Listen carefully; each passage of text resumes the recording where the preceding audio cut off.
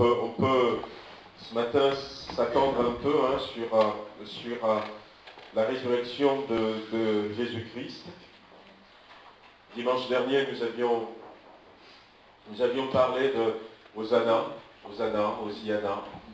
Nous disons que même si nous retrouvons ce mot dans les louanges que nous apportons à Dieu aujourd'hui, au départ, ce mot signifie « sauve, ô Éternel ». C'est un cri d'appel au secours que Jésus a entendu, que Dieu a entendu, et Dieu va répondre effectivement au travers de la mort, mais surtout au travers de la résurrection de Jésus-Christ. La résurrection est importante dans la Bible. On retrouve la résurrection dans la Bible. Et quand on était en pastoral, en congrès cette semaine, on a eu un pasteur qui nous a raconté un témoignage. On avait eu dans ce que nous avions entendu 2 témoignages de résurrection. Le premier qui s'est passé en France, où il y avait ce pasteur, Michel Pelletier, qui disait qu'il était arrivé dans une église dans le nord de la France et il y avait 17 personnes dans cette église. Alors, comme tout bon pasteur, il avait mobilisé l'église, a dit on va évangéliser, on va gagner des âmes. Ils ont commencé à évangéliser et puis ils ont compris qu'ils remportaient des combats sur le plan spirituel. Mais pour le moment, les gens ne venaient pas encore en plus. Et puis, dans ces combats de prière pour gagner des âmes, à un moment donné, il est arrivé qu'un frère de l'église était tombé malade. Et puis, ce frère avait été amené à l'hôpital et quelques jours après, le frère était décédé. Et on lui avait dit, le pasteur avait appris que le frère était décédé. Alors, il était triste. Parce que ce n'est pas des occasions qui nous remplissent de joie. Et puis il était parti quand même à l'hôpital et le frère avait déjà été placé dans la chambre froide. Il avait demandé à le voir et on a ouvert le tiroir et puis on l'a sorti. Et puis il était resté seul avec ce frère. Alors il disait que non, il n'avait pas vraiment prié, il a simplement dit à Dieu, j'en avais que 17. Et on se bat pour en gagner d'autres. J'en avais que 17 et tu m'en as pris un. Et tout à coup, le frère s'est redressé. Il a dit, je reviens. Je reviens. Amen. Je reviens. Puis, un deuxième témoignage de résurrection qu'on nous a raconté. Ça s'était passé en Inde. On a une équipe de l'AEP qui était partie récemment et qui sont revenus avec ce témoignage en disant qu'il y avait un pasteur qui travaillait dans les montagnes, c'est des villages escarpés, et puis il s'est fait qu'il était tombé malade, et puis il était décédé aussi. Alors il a fallu aller dans les montagnes et rassembler les membres, et ça a pris 3 jours. Et le 3e jour, ils étaient rassemblés dans la cour de la maison de ce pasteur. Il y avait le corps qui était là, c'est pour l'enterrement. Et puis, alors qu'il y en a un qui pleurait, il y a un des anciens qui dit, mais qu'est-ce qu'on va faire? On n'a qu'un seul pasteur.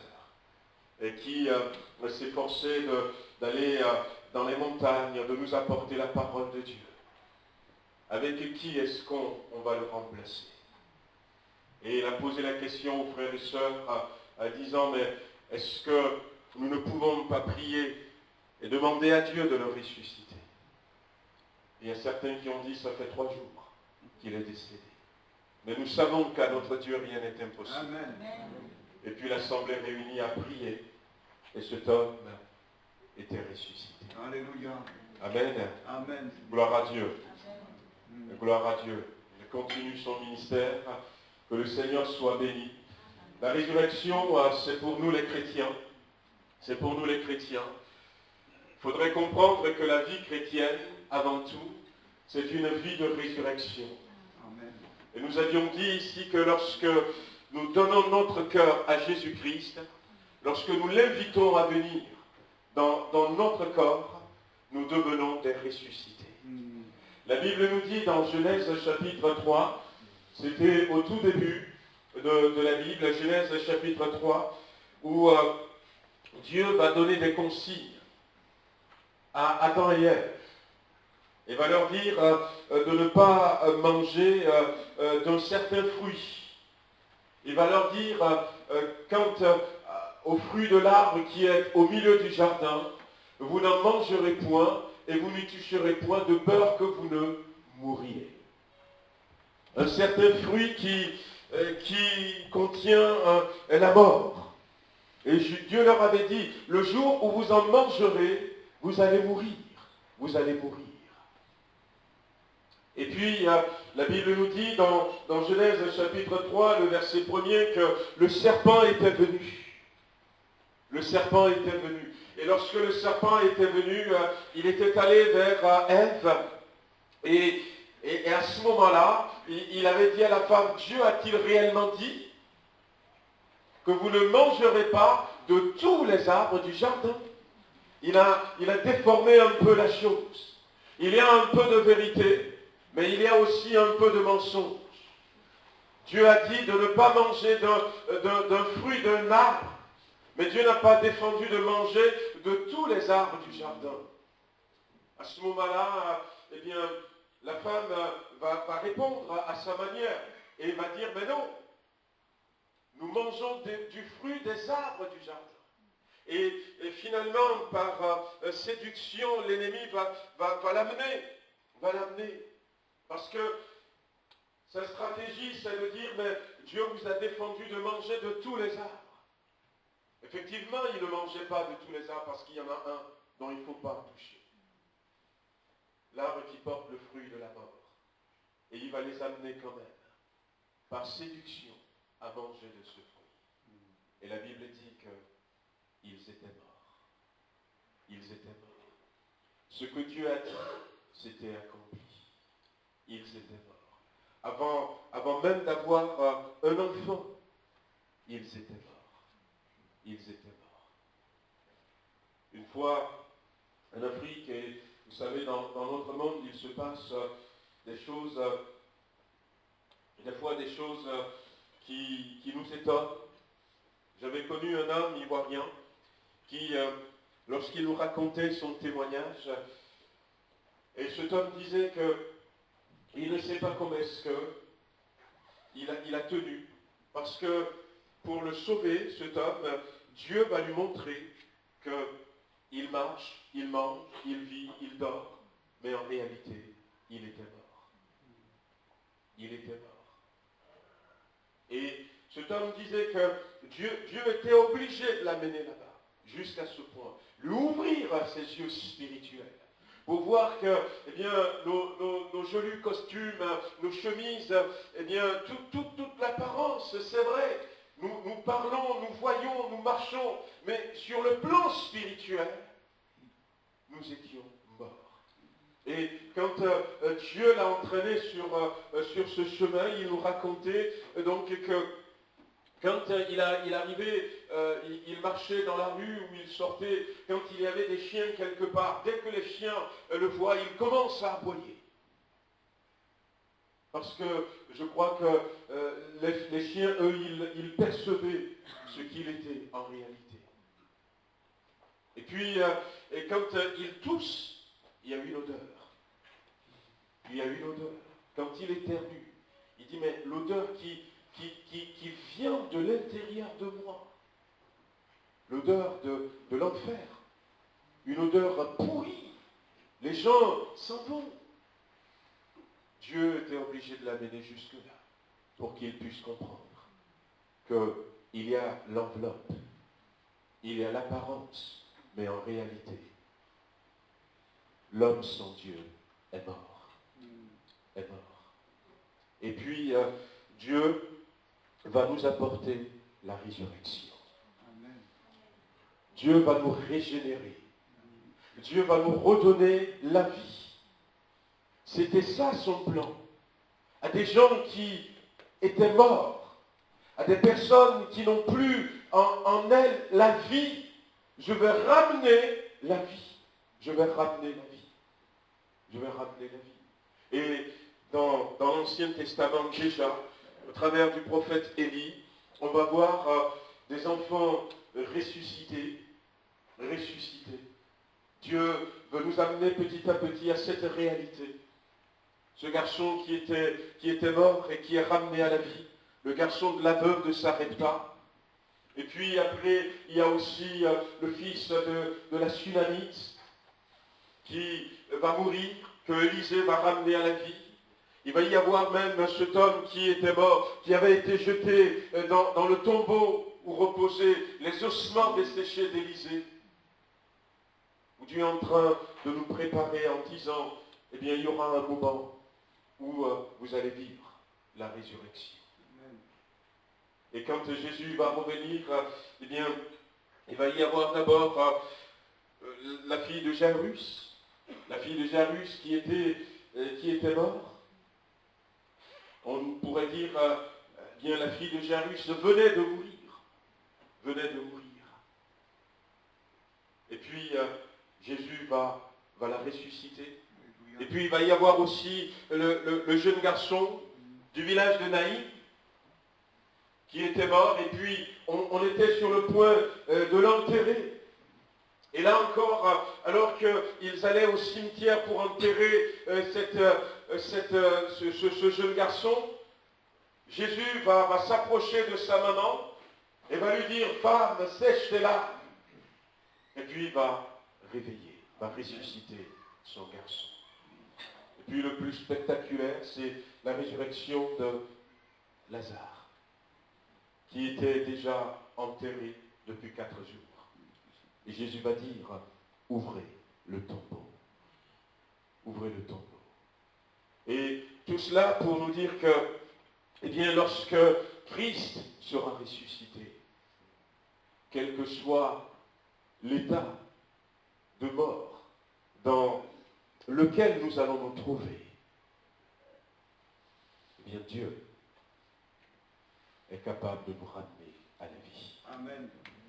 La résurrection est importante parce que, eh bien, nous sommes des ressuscités. Alléluia. Nous sommes des ressuscités. Jésus ressuscité nous montre que c'est possible. Et à partir de là, toute personne qui donne son cœur à Jésus-Christ, toute personne qui vient à lui, il le ressuscite d'abord. Et c'est le plus grand des miracles.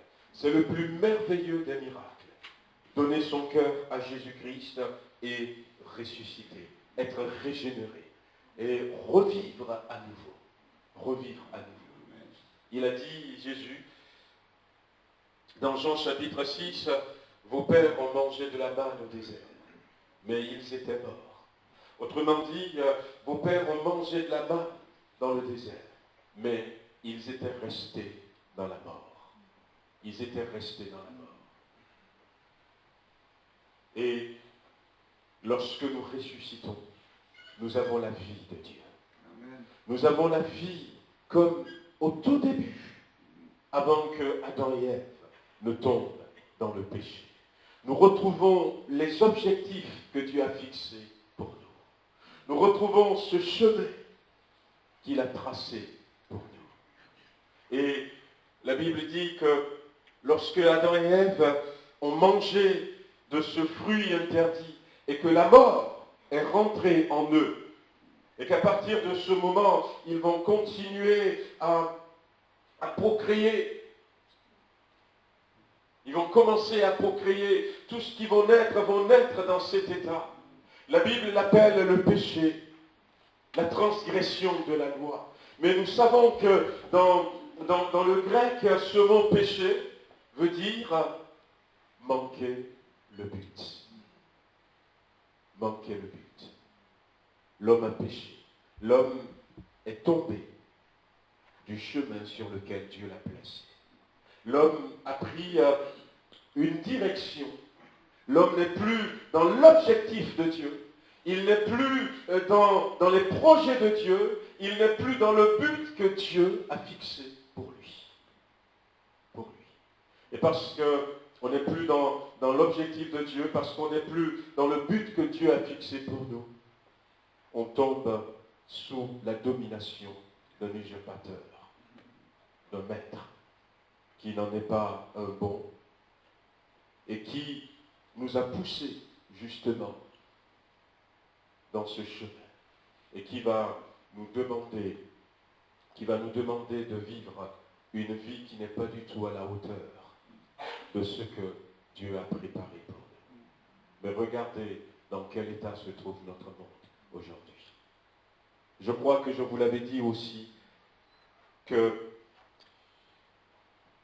lorsque Dieu a créé l'homme, dans Genèse chapitre 1, verset 26, il a dit « Faisons l'homme à notre image selon notre ressemblance ».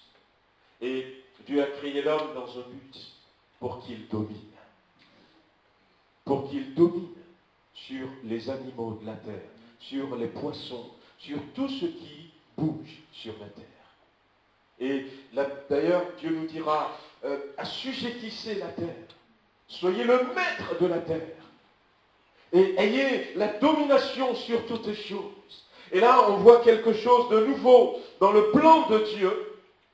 Et j'avais dit, pour ceux qui étaient là, que les anges qui sont dans le ciel, d'ailleurs un jour, je disais aux jeunes, ne cherchez pas à ressembler aux anges, parce que nous sommes vachement supérieurs, plus supérieurs aux anges.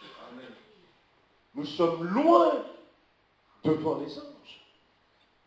Les anges étaient dans le ciel, dans l'éternité, mais aucun d'eux n'a reçu cette autorité de Dieu.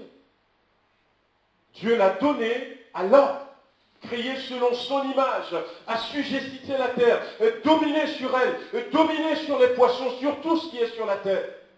L'ange ne fait que ce que Dieu lui demande de faire. Et même si des fois dans la Bible, il semble qu'il parle de lui-même, c'est comme nous on parle aujourd'hui. Vous allez par exemple à Carrefour Market et puis vous demandez peut-être à celle qui s'occupe de quel rayon, je ne sais pas, du rayon papeterie, informatique, en disant mais excusez-moi, je cherche un cordon pour brancher mon ordinateur à peut-être un vidéoprojecteur ou dans un autre magasin, que ce soit magasin de vêtements, le gars ou la jeune dame va vous dire mais je n'ai pas ce cordon. Alors il y a certains qui vont dire ah, mais non, je ne fais pas ça.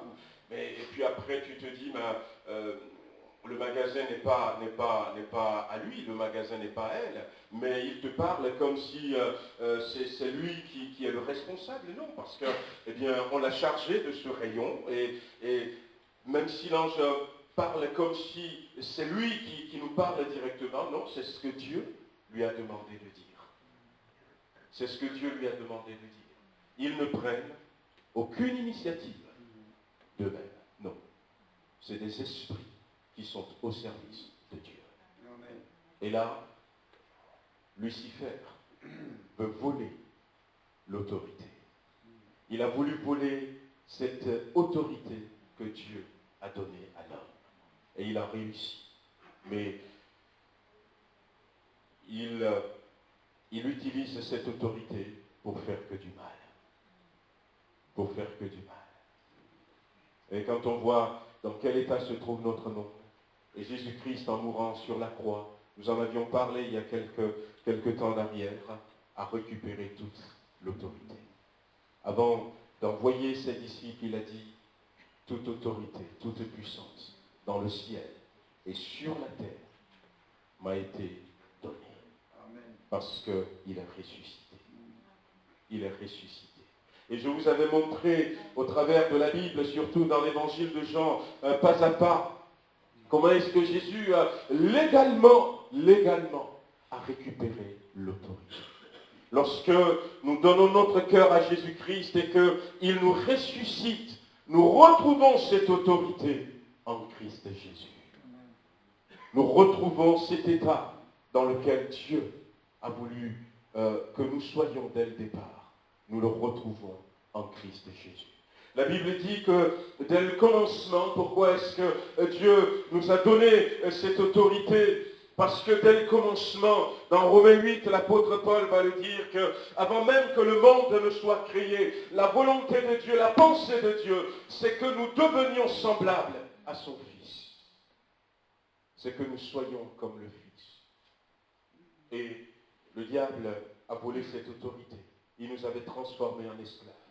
Alors, le Fils de Dieu, le Fils unique de Dieu, à qui Dieu veut que nous ressemblions, va dire, je viens, Père,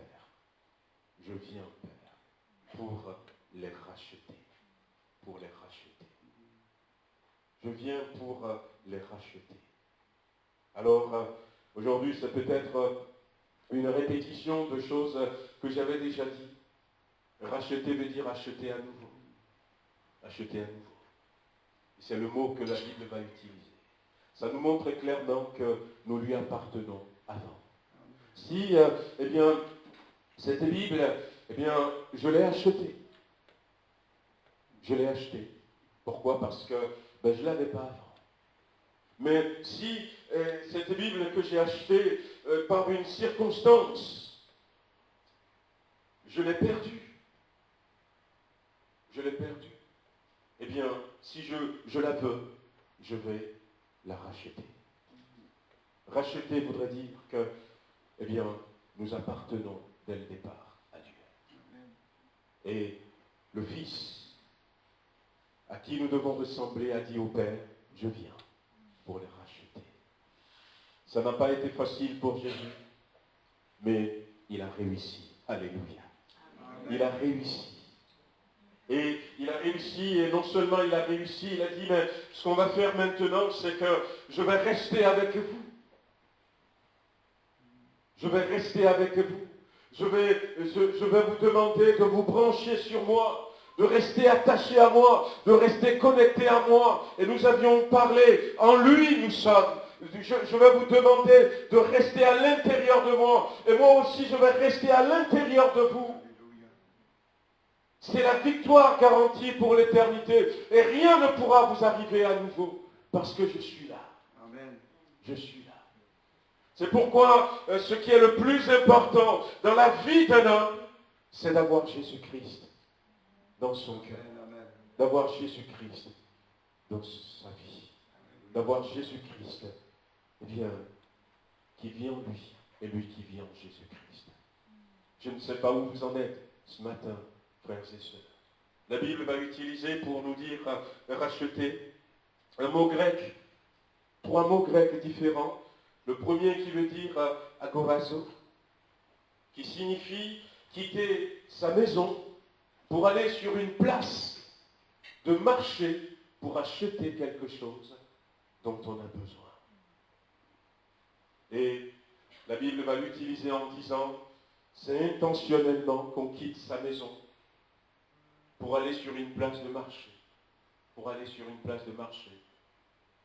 C'est intentionnellement qu'on va acheter quelque chose dont on a besoin. Alors, ce matin, j'ai envie de vous dire, en ce jour de résurrection, que Christ a voulu que vous soyez là. Amen. C'est pour vous qu'il est venu. Ce n'est pas par accident, ce n'est pas par hasard que je me retrouve ici. Je ne sais pas comment est-ce que vous comprenez l'Église, mais vous avez besoin de lui parce qu'il a quitté son ciel de gloire, il a quitté sa maison, il est venu intentionnellement parce qu'il veut me racheter, il veut vous racheter. Il veut vous racheter. Oui, à l'époque, et quand on va au marché, on sait ce qu'on allait acheter. On sait ce qu'on allait acheter. On sait pourquoi on est parti.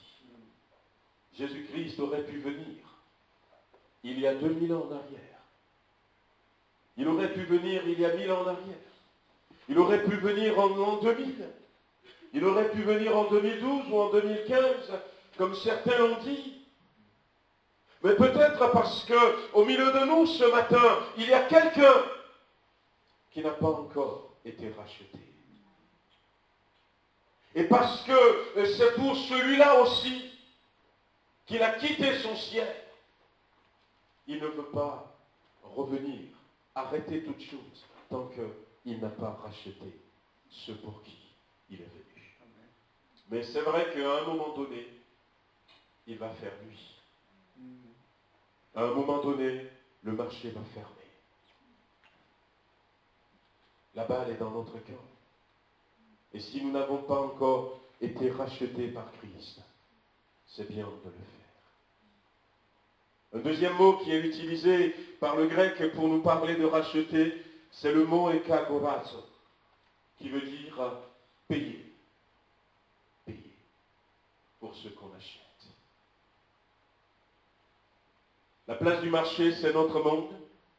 La maison, c'est le ciel, d'où il a quitté pour venir chercher ce qu'il veut sur la place du marché. Mais il a payé un prix. Il a payé un prix. Nous ne sommes pas rachetés gratuitement. Il n'a pas dit, est-ce que je peux prendre cette pomme et je vous donne? Non. Il a payé un prix. Et le prix, c'était sa passion. C'était la souffrance qu'il a endurée. Hier ou avant-hier, je montrais un extrait du film La Passion de Christ. Shalom ne voulait pas regarder parce que c'est trop cruel. Et Maggie racontait que quand elle avait vu ça pour la première fois, elle avait pleuré. Et je disais, mais c'est le prix qu'il a payé. C'est le prix qu'il a payé pour chacun d'entre nous. C'est vrai qu'on est ému quand on regarde comment est-ce que Mel Gibson avait tourné ce film. Il a mis toute la cruauté. Il voulait interpeller, il voulait choquer. Il voulait montrer, mais ce qu'il a montré dans le film, même, ça ne reflète pas toute la réalité. Des chercheurs américains chrétiens, à un moment donné, ont dit que Christ serait mort parce qu'à un moment donné, son cœur a explosé à cause de la douleur, de la souffrance. Lui-même, déjà, quelques heures avant d'être arrêté, la Bible dit qu'il était à genoux en train de prier pendant 1 heure. Et la sueur était devenue des grumeaux de sang. Il avait déjà une pression telle sur lui. Il a payé un prix. Il a payé un prix. C'est important de savoir qu'il a payé un prix. Voyez-vous, on a aujourd'hui encore des chrétiens, je ne vise personne, mais qui sont encore alcooliques, qui viennent à l'église. Des chrétiens qui fument, qui n'arrivent pas à se libérer de la cigarette. Des chrétiens qui n'arrivent pas à se libérer peut-être de la pornographie, à se libérer peut-être de toute autre addiction. J'ai envie de vous dire ce matin, vous n'avez rien à payer au diable. Parce que Christ a payé un prix fort pour que ces choses ne règnent plus sur vous. Amen. Mais imaginez, celui qui a souffert comme ça, pour que, eh bien, ces choses que j'ai citées, des chrétiens qui veulent vivre encore dans le mensonge, dans le vol, le cœur endurci, dans le non-pardon, mais il a payé pour que ces choses n'aient plus aucun droit sur nos vies. Ils n'ont pas le droit. La maladie n'a plus le droit. Je ne dis pas, ça ne veut pas dire que nous ne devons pas tomber malades, on peut tomber malade, mais Dieu est capable d'utiliser les maladies pour glorifier son nom, pour prouver à quelqu'un d'autre qu'il est vivant. Amen.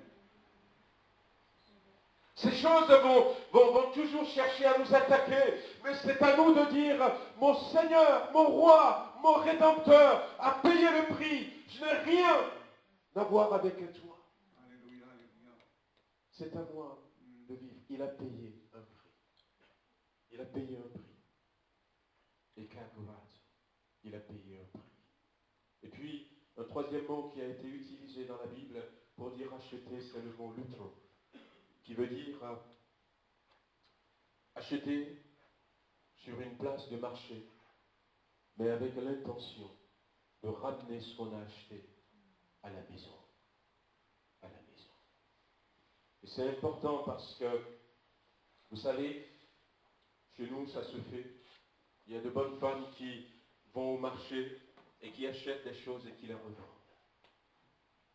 Et cette idée, elle est très très forte parce que à l'époque de Jésus, il y a des esclaves. Il y a des esclaves. Et quand on achetait un esclave sur la place du marché, on va dire à l'esclave, si tu ne fais pas l'affaire, je te revends. Je te revends. Et quand il arrive que l'esclave arrive dans une maison où, malgré son état d'esclave, il se plaît bien dans cette maison, ça lui met une pression supplémentaire.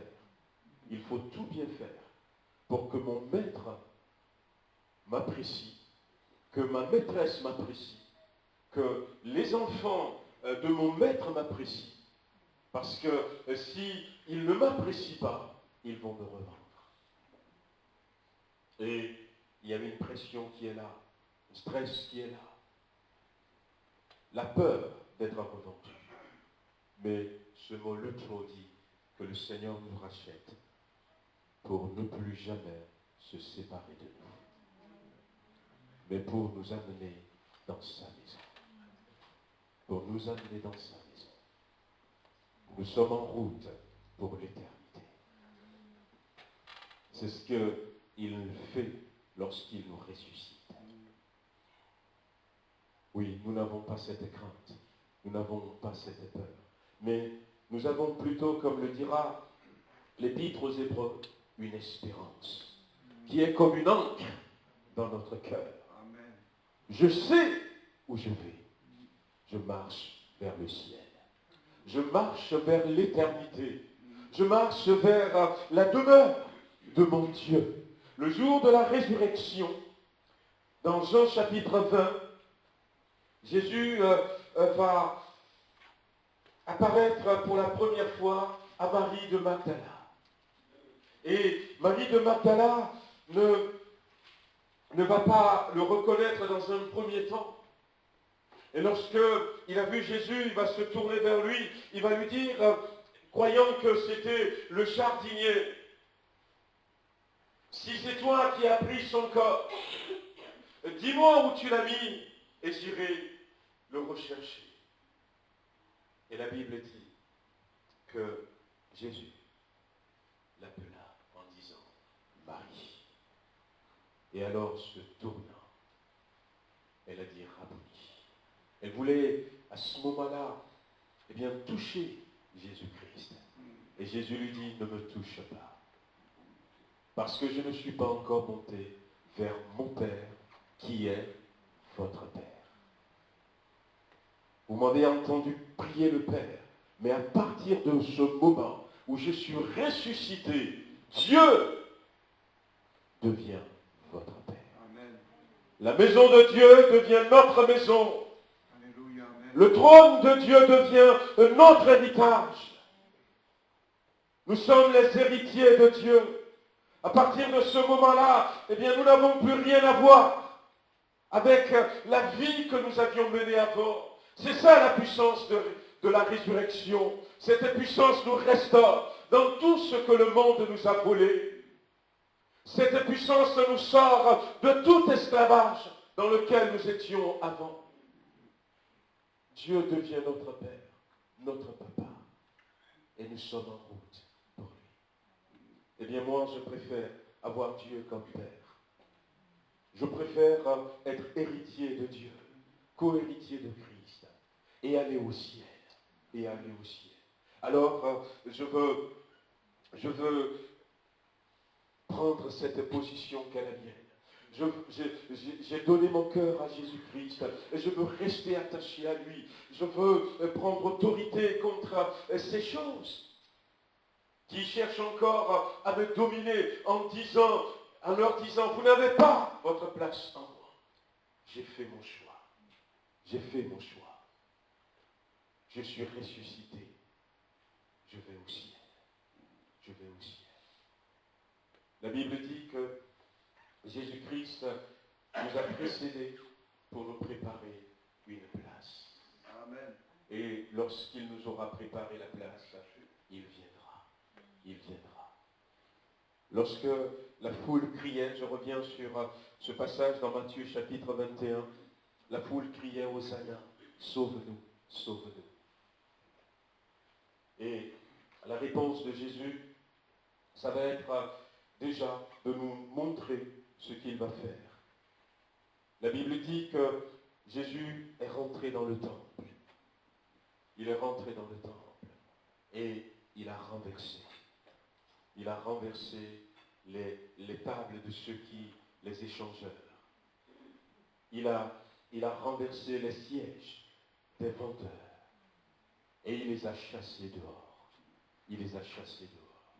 Oui, c'est ce que fait la puissance de la résurrection. Si nous acceptons que Christ rentre dans notre cœur, dans notre vie, il vient dans le temple. La Bible dira plus tard que c'est nous le temple. Amen. Nous sommes le temple du Saint-Esprit. C'est nous le temple, la maison de Dieu.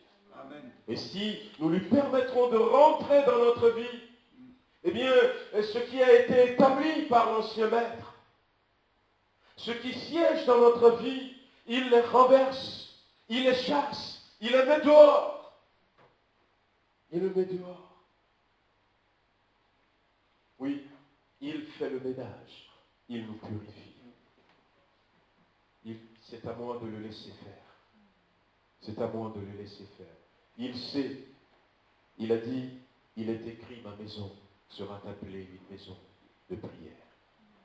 Et il sait ce qui doit être dans le temple, pour que ce temple soit le temple de Dieu, le temple du Saint-Esprit. Mais si moi je lui dis, mais non, je comprends bien, mais écoute, laisse quand même les faux maîtres. Jésus ne s'impose pas. Je vais vivre avec un handicap. Mais si je le laisse faire, Seigneur, purifie-moi. Fais le ménage à l'intérieur de mon cœur. Amen. Tu sais ce qui ne doit pas être. Tu sais ce qui ne doit pas être. Fais le ménage. Fais le ménage. 430 ans d'esclavage en Égypte. Eh bien, ça donne des caractères. Ça donne des habitudes. Et il y a le syndrome de Stockholm, dont nous avons entendu parler, où un bourreau qui séquestre quelqu'un, finalement, la personne séquestrée s'habitue tellement à son bourreau qu'elle ne veut plus se séparer de son bourreau. Mais lui, il sait ce qui doit rester, ce qui ne doit pas rester. Ce qui n'a pas sa place. Mais c'est à nous de le laisser faire. De le laisser faire. Seigneur, fais le ménage dans ma vie. Fais le ménage dans ma conscience. Fais le ménage dans mon cœur. Fais le ménage dans ma pensée. C'est ce qu'il veut faire au travers de la puissance de résurrection. Il y a des chrétiens qui disent, c'est comme ça que je suis né. Peut-être. Mais est-ce que tu t'es demandé si c'est comme ça que tu iras au ciel? Si c'est comme ça que tu iras au ciel. Il y a une autre loi là-bas. Et nous avons, alors que nous sommes sur cette terre, la possibilité d'être nettoyés complètement, d'être restaurés à l'intérieur, que le Seigneur renverse tout ce qui a été bâti par l'autre ennemi. Même si c'est un mur solide, peut-être que ça ne doit pas être là. Et pour certains, c'est vrai, le Seigneur a besoin de renverser des forteresses, de renverser des habitudes qui sont là. Mon grand-père était comme ça, mon papa était comme ça, et moi aussi je suis comme ça. Il a besoin peut-être de renverser certains raisonnements, mais c'est à nous de le laisser au travers de la puissance de résurrection. Nous avions vécu dans notre passé des expériences, peut-être des expériences heureuses, des expériences malheureuses. Et des expériences qui, pour certains d'entre nous, nous ont poussés à avoir une certaine personnalité. Avoir une certaine personnalité, à bâtir une certaine personnalité. Et puis des fois on pense qu'on est comme ça. Mais c'est à nous d'être assez honnêtes en disant Seigneur, je te laisse la liberté totale. Renverse tout ce qui doit être renversé. Ôte tout ce qui doit être ôté. Les difficultés de la vie, les blessures du passé ont peut-être fait que, et finalement, on est devenu celui ou celle qu'on n'était pas aux yeux de Dieu. Aux yeux de Dieu. Mais la puissance de résurrection renverse ces choses. Et Jésus, qu'est-ce qu'il a fait? Eh bien, ma maison sera appelée une maison de prière. La prière, c'est dialoguer avec Dieu. La prière, c'est parler avec Dieu. La puissance de résurrection nous réconcilie avec le Père. Amen. Oui, nous pouvons à nouveau parler au Père. Lorsqu'ils étaient tombés dans le péché, ils ont entendu la voix de Dieu, ils ont couru pour aller se cacher. On ne veut plus voir ce Dieu qui nous a créés. On ne veut plus voir ce Dieu qui a créé ce monde dans lequel nous vivons. Ce Dieu qui nous a donné la domination, l'autorité. On n'a plus du tout envie de le voir. Et dans notre société, c'est ce qu'on vit. C'est la réalité de cela. On n'a pas envie de Dieu. Et des fois, quand on pose la question aux gens, mais qu'est-ce qui fait que vous ne voulez pas entendre parler de Dieu? Eh bien, parce qu'il y a la guerre en Syrie. On va dire.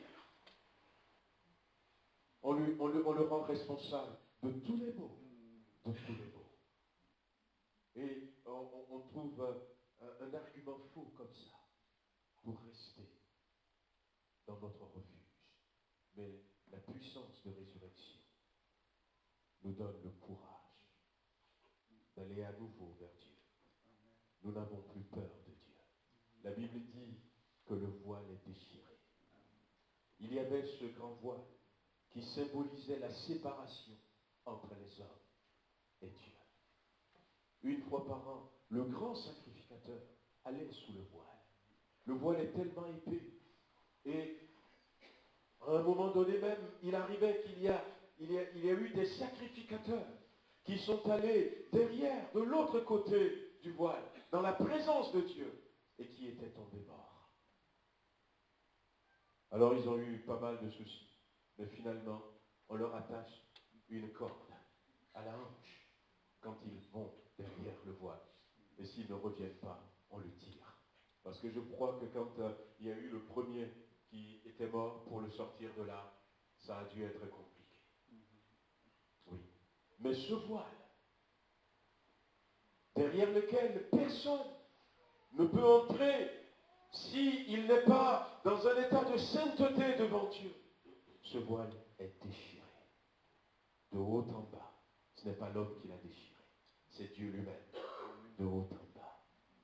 Oui. La puissance de résurrection nous réconcilie avec Dieu. Bien-aimés, nous pouvons à nouveau aller devant Dieu.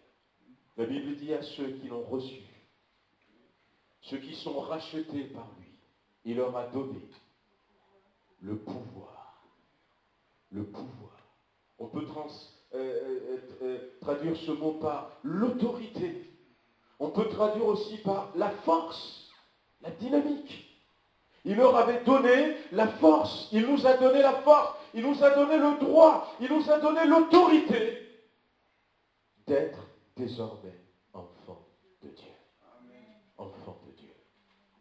Lorsque je viens ici, je viens dans la maison de mon Père. Amen. La puissance de résurrection. Et puis la Bible dit, à ce moment-là, et c'est curieux, quand vous lisez dans ce texte, il y avait des aveugles et des boiteux qui sont venus, et Jésus les a guéris. C'est quand même assez étonnant qu'il n'y avait que des aveugles, que des boiteux. Il n'y avait pas d'autres personnes. Il n'y avait pas de lépreux, c'est vrai, là-bas, parce que les lépreux sont hors de la ville, même s'il y en a qui venaient à la ville. Il n'y avait pas des personnes qui ont la fièvre comme la belle-mère de Pierre, ou encore comme cette femme avec la perte de sang. Il y avait des boiteux et des aveugles. Lorsque nous acceptons Jésus, il nous redonne la vue, la bonne vision. À partir de ce moment, nous commençons à voir qui nous sommes réellement en Christ. Qui Dieu est réellement pour moi. Nous pouvons voir où nous allons. Et puis, les boiteux qu'il guérit, il change notre manière de marcher. Il change notre manière de marcher. Nous ne marchons plus, les chrétiens ne marchent plus comme les gens du monde. Le ressuscité ne marche plus comme quelqu'un qui est resté dans la mort. C'est pour ça que je disais tout à l'heure, eh bien, ne permettez pas à la cigarette de vous tenir. Elle n'a plus aucun droit sur vous. Vous ne devez plus marcher en obéissant à ce que les ténèbres disent. Parce que la puissance de résurrection change notre manière de marcher. Et change aussi notre destination. Peut-être que quand on est boiteux, on va marcher, on va aller souvent, peut-être à l'hôpital, pour faire des soins. Mais quand on est guéri, eh bien, on ne marche plus pour aller à l'hôpital. Mais là, nous sommes en marche pour le ciel. Amen. Que le Seigneur nous bénisse ce matin. On va baisser les têtes et puis on va peut-être encore le remercier. On va le remercier pour ce qu'il a fait pour nous. Amen. Ce qu'il a fait pour nous, cette puissance de résurrection. Mon frère, ma soeur, mon ami, c'est pour toi qu'il a ressuscité. Amen. Et avant la grande et la dernière résurrection pour les saints qui nous ont devancés en Christ, si vous n'êtes pas ressuscité, le chrétien c'est le ressuscité de Jésus-Christ, vous pouvez l'être encore ce matin. Vous pouvez l'être encore ce matin. Il nous ressuscite lorsque nous lui ouvrons notre cœur. Lorsque nous lui disons, viens, viens, je te donne ma vie. Bien-aimé, si vous ne l'avez pas fait, faites-le ce matin. Alléluia, amen. Amen. Seigneur, nous voulons te remercier pour la puissance de résurrection. Nous remercions, Seigneur, pour ce que tu as souffert. Mais Seigneur, parce que tu as quitté ton ciel de gloire, tu es venu jusqu'à nous. Tu nous sauves des ténèbres, tu nous changes, tu nous régénères. Ô Seigneur notre Dieu, nous voulons te bénir encore. Et ce matin, Seigneur, tu vois un peu tous ceux qui sont là et qui ont peut-être besoin de vivre cette résurrection. Il y a des bien-aimés qui sont au milieu de nous peut-être pour la première fois, mais c'est ton Esprit Saint qui leur dit, oui, tu es appelé à être ma fille, tu es appelé à être mon fils. Et c'est pour ça que Christ est ressuscité. Même si le monde religieux célèbre la Pâque, on va manger peut-être des chocolats dans les familles. Mais avant tout, Seigneur, il y a une puissance, une autorité dans la résurrection de Christ pour changer les vies, pour sortir celui qui est encore dans la mort et l'amener à la vie de Dieu. Et que ce matin, quelqu'un puisse franchir ce pas, que ce ne soit pas simplement la résurrection de Jésus il y a 2000 ans, mais que ce soit la résurrection de quelqu'un au milieu de nous ce matin, Seigneur. Alléluia, alléluia, Seigneur. Alléluia, que quelqu'un puisse dire, Seigneur, ressuscite-moi, je viens à toi. Bien-aimés, nous voulons prier ce matin. Nous avions entendu ce que Christ a fait pour nous. Nous avons reçu le droit, l'autorité d'être appelés enfants de Dieu. Nous sommes rachetés. Il a quitté, il est venu sur la place de marché pour chacun d'entre nous. Nous devons maintenant avoir la vision du ciel, la vision de Dieu. Nous devons marcher vers le ciel. Ces choses peut-être qui sont encore là, je ne sais pas, le mensonge, le vol, toutes ces choses n'ont pas leur place en nous. Des fois, l'ennemi te fait croire que si tu ne mens pas, tu ne t'en sortiras pas. Eh bien, c'est un mensonge. Le diable est un menteur. Non, si tu dis la vérité, tu pourras t'en sortir. Parce que même en face de ses besoins financiers, ton Dieu est riche. Ton Dieu a de l'argent. L'or et l'argent lui appartient. Donc tu n'as pas besoin de voler. Tu es le fils du roi des rois. Tu es la fille du roi des rois. Tu es un prince. Tu es une princesse. Tu as plus de valeur même que les anges devant ton Dieu. Tu n'as pas besoin de la cigarette pour te sentir bien, de l'alcool pour te sentir bien, parce que Christ est là pour toi. Il te régénère. Et ce matin, nous voulons prier pour que tu chasses ces choses, que tu prennes l'autorité, que tu refuses que ces choses dominent sur toi. La maladie ne doit pas dominer sur toi. Elle peut venir, mais elle doit repartir au nom de Jésus-Christ. Elle n'a pas le droit, oui, ces sentiments de tristesse n'ont pas le droit de s'asseoir dans ta vie. Jésus les a renversés. Il a renversé le siège de ceux qui sont là, de ces vendeurs de pacotilles, parce que le bonheur qu'ils apportent, la joie qu'ils apportent, c'est de la pacotille. La vraie paix, c'est Jésus qui la donne. La vraie joie, c'est Jésus qui la donne. Alors ce matin, sois en colère contre ces choses. Repousse-les au nom de Jésus-Christ. Retrouve cette liberté que Christ t'a apportée. Alléluia, Seigneur. Alléluia, béni sois-tu. Toi, tu as déjà accompli ces choses pour nous. Et c'est à nous, Seigneur, de prendre position. Donne à mon frère, donne à ma soeur, donne à quelqu'un qui est là ce matin, de se lever, de prendre position, que le masque tombe, que le voile tombe, et que cette jeune dame se voit comme princesse, parce que c'est ce qu'elle est en toi, et que ce jeune homme, cet homme, se voit comme prince, parce que c'est ce qu'il est en toi. Oh Seigneur, merci, béni sois-tu, louange et gloire à ton Saint-Nom. Nous te louons ce matin, nous t'adorons, te remercions pour la puissance de la résurrection. Alléluia. Amen, amen. Béni sois-tu. Ouais, nous pouvons acclamer le Seigneur. Si nous voulons, louons-le, acclamons-le, remercions-le ce matin. Il est digne d'être loué. Jésus est digne d'être acclamé. Jésus est digne d'être béni. Il est digne ce matin. Notre Dieu est digne. Jésus-Christ est digne. Alléluia. Oh, merci Seigneur. Parce que ces chaînes tombent. Elles n'ont pas le droit d'être là. Béni sois-tu. Louange et gloire à ton Seigneur. Amen. Alléluia. Merci Seigneur. Amen. Amen. On s'était retrouvé à Montluçon. Et je disais que le mardi, on était 647 pasteurs des assemblées de Dieu, certains avec leurs épouses, voilà, avec quelques intervenants qui étaient là. Et puis après, peut-être que le chiffre a augmenté, je ne sais pas. Certains sont arrivés simplement dans la journée de mardi. Mais nous avions passé un bon moment. Un bon moment, c'est des moments comme j'avais dit un peu, il y avait le thème, c'était les 4 points cardinaux du livre des Actes et des Apôtres. Donc la parole, la puissance, la prière et la communion fraternelle. Donc mardi matin, mercredi matin, jeudi matin et vendredi matin, nous avions au travers de différents pasteurs développé chacun de ces thèmes. C'était très bien. On avait un pasteur qui s'appelle Sébastien Geoffroy, qui est dans le Nord, qui a conduit les louanges pendant les 2 premiers jours, mardi, mercredi. Et puis on avait Pierre-Yves Scotto qui était venu ici au mois de septembre, qui a conduit la louange le jeudi et le vendredi. On a passé de très bons moments.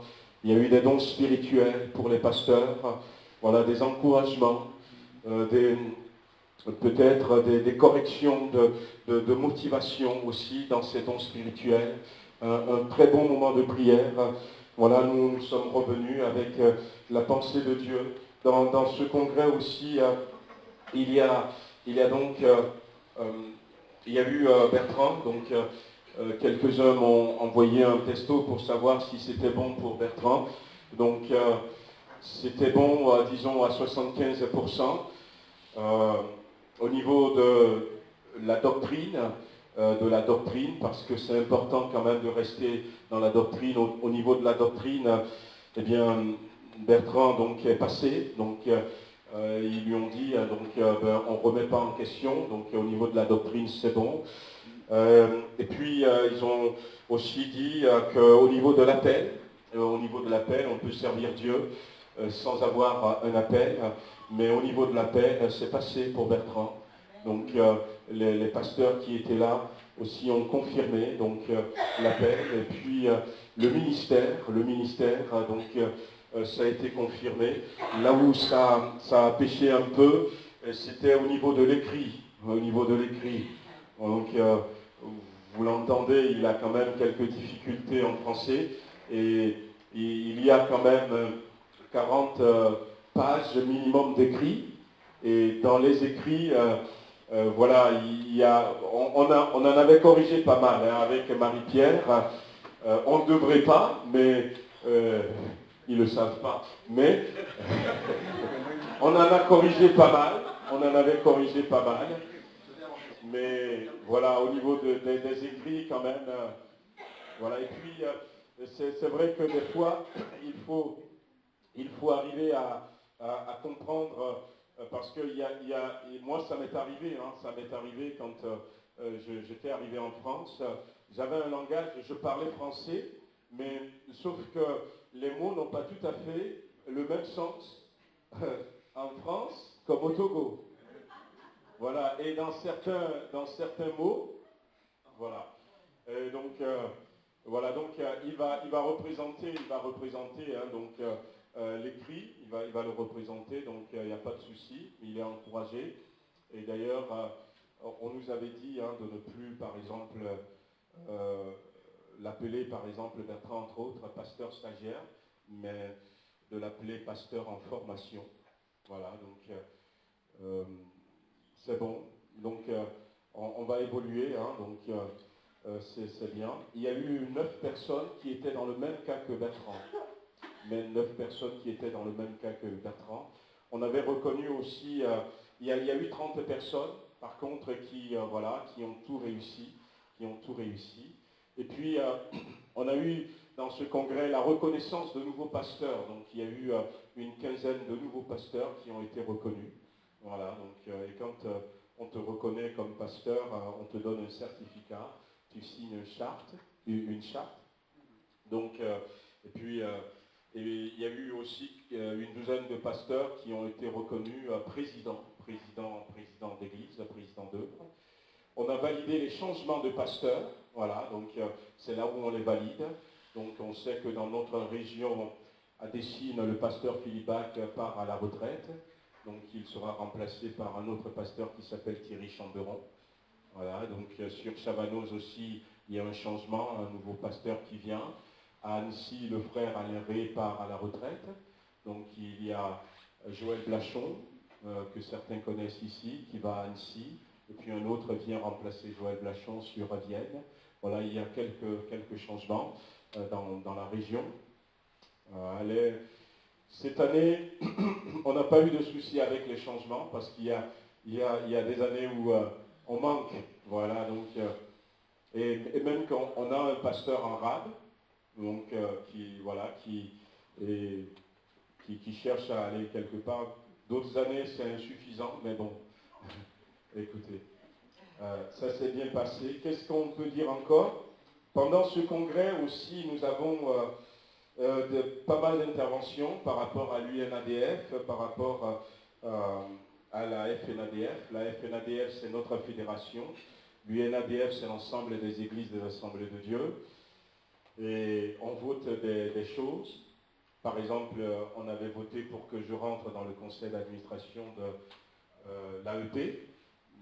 Donc ça se fait, beaucoup de choses se font par vote. Donc moi j'avais souhaité, il y a un an, rentrer dans le conseil d'administration de l'AEP.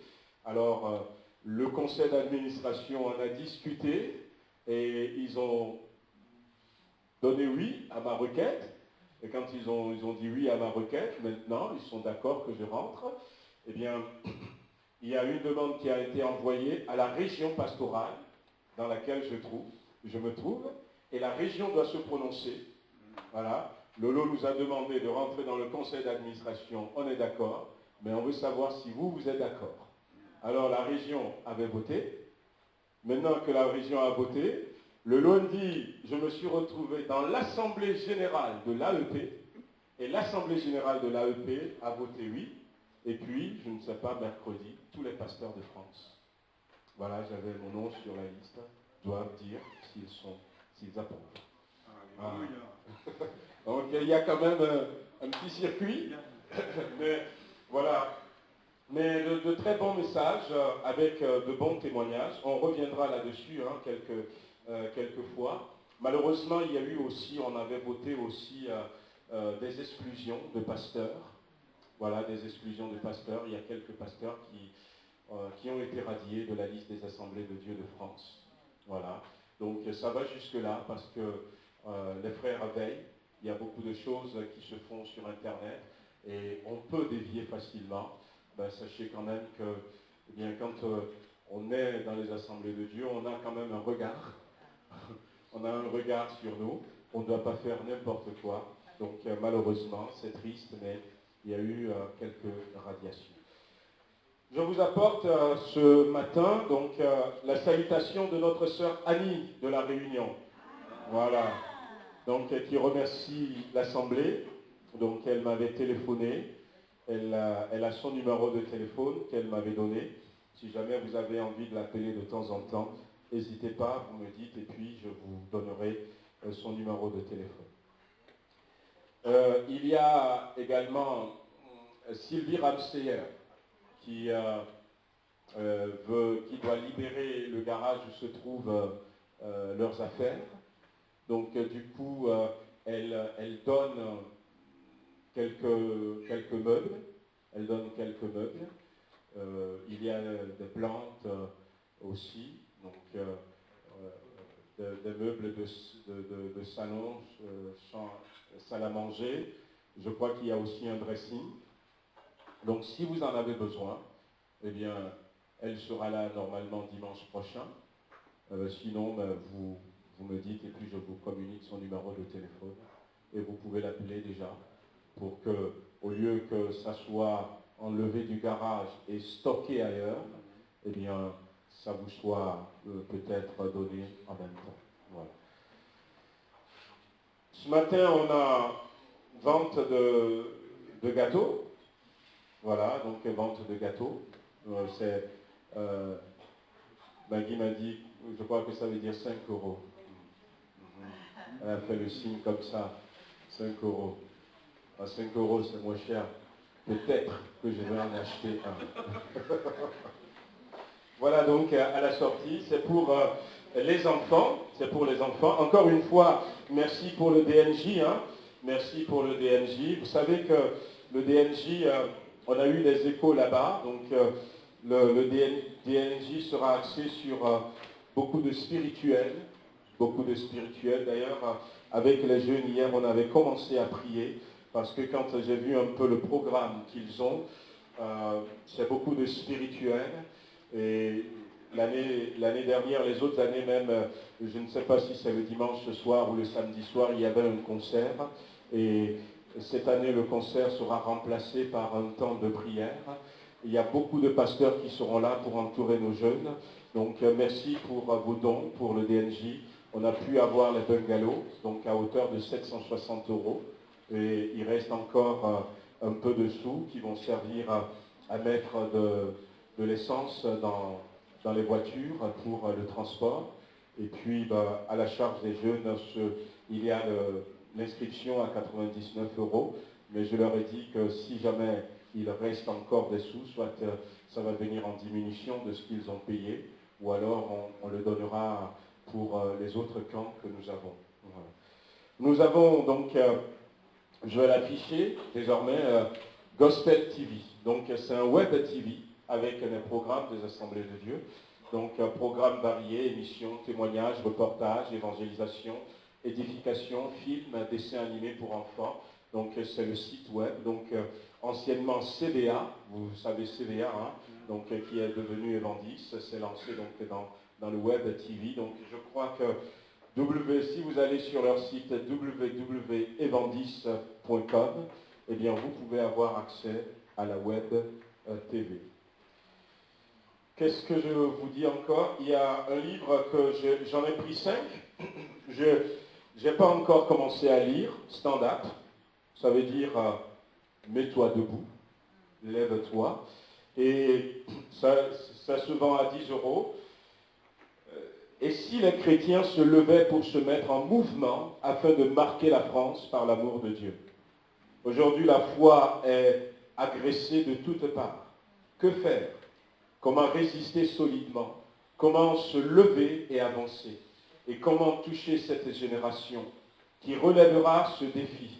C'est ce que nous allons essayer de voir dans cet ouvrage, Stand-up, te pousse à te secouer, te lever et te mettre en mouvement pour le royaume de Dieu. Voilà. Donc, je trouvais que c'est intéressant, mais bon, j'en ai pris 5 à 10 €. Et si quelqu'un veut, c'est à disposition. Alors, on a un programme assez solide pour les jeunes du DNJ. Donc, comme je disais, la mission intérieure serait là. On veut que les jeunes se lèvent pour le Seigneur. On veut engager les jeunes dans la mission. On veut engager les jeunes dans l'évangélisation et dans l'implantation de nouvelles églises. Mais on ne veut pas mettre de côté le reste de l'église. Il n'y a pas que les jeunes et les ados. Donc, on a pensé à vous. Donc, il y aura un événement qui sera organisé, mais on ne va pas l'appeler DNJ, on l'a appelé la fête de l'Évangile. Alors, c'est dans un an, c'est au mois d'août 2019. Ça aura lieu aussi à Clermont. Donc, j'ai quelques, comment on appelle ton prospectus, cartes qui sont là. Et ça va être à peu près la même chose. C'est pour mobiliser nos frères et sœurs, mobiliser les familles à rentrer dans cette vision de Dieu, parce que nous croyons que les temps sont courts, que Jésus-Christ revient bientôt, et nous voulons être de ceux qui gagnent les âmes. Voilà, joyeuse fête de Pâques à tous. On va se séparer, on va demander à Matthieu.